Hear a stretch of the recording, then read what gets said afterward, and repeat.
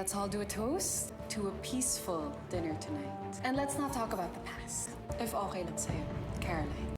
Giniit ni Yaya Ikay na ang pogi ni Bingo sabay labas ng cellphone niya at pinakita ang larawan ng binata na nakasave sa cellphone niya na hiningi niya kay Jersey para ipadala sa kanya, sabay tinitigan pa niya ito na sinilip naman ni Caroline at sabay sinabi ng yaya niya parang susunod ng lahat ng hayop sa gubat sa kagwapuhan niya.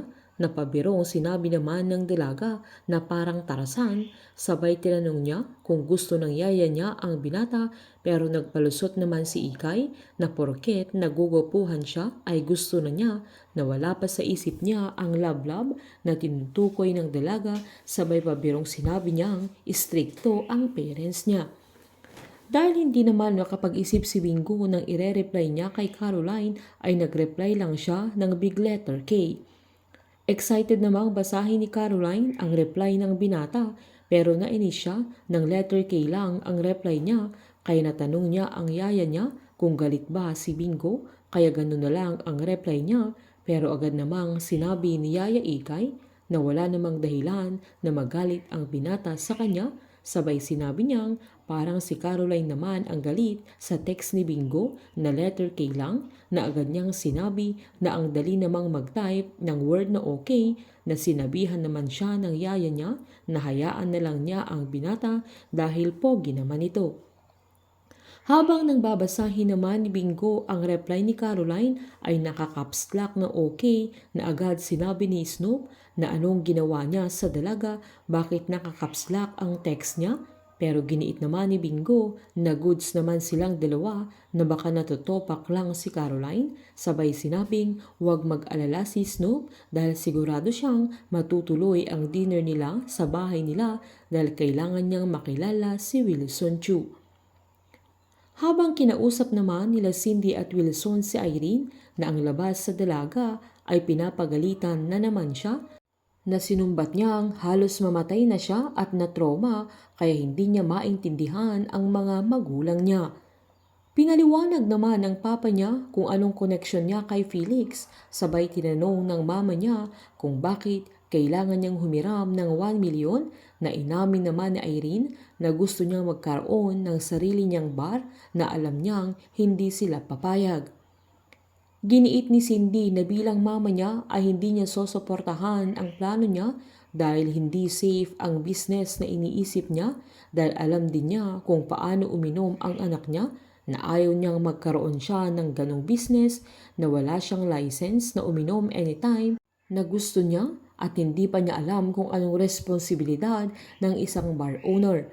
Agad namang sinabi ni Irene na alam na niya, sabay sinumbat niyang kaya ayaw niyang sabihin sa kanila dahil hindi niya makukuha ang suporta nila sa mga gusto niyang gawin. Nagsuggest pa si Cindy na restaurant na lang pero giniit naman ng dalaga na hindi niya alam magluto. Giniit naman ni Wilson na pag-iisipan niya ang bagay na yun pero may kondisyon siya kay Irene na kailangan muna niyang magtrabaho sa GLC sa marketing department at kung kaya niyang mag-manage ay pag-uusapan nila ulit ang gusto ni Irene. Habang kinuwento naman ni Snoop kila Tara kung paano niya nasagip sa Irene na sigurado siyang namatay ang dalaga kung hindi niya nasalo na buti na lang gumana yung hero instinct niya kaya kumuha siya ng tali na tinali niya yung sarili niya dahil baka mahulog siya na saktong nakabitaw na si Irene kaya nasalo niya ang dalaga kaya invited sila ni Bingo sa mansyon nila Caroline. Niloko pa ng kaibigan nila na nagsiselos sila Boji at Tara dahil hindi sila invited.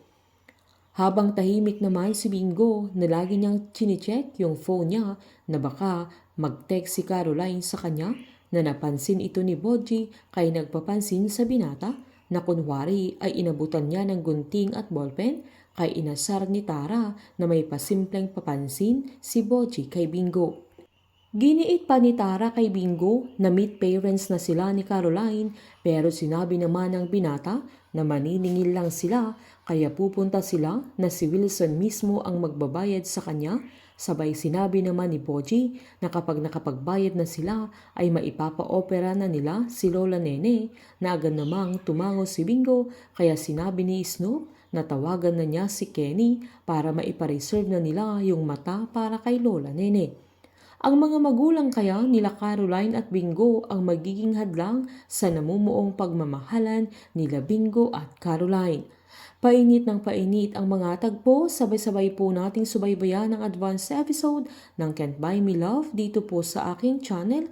Patuloy lamang pong manood at mag-subscribe para ma-update po kayo sa mga susunod na episode. Marami pong salamat.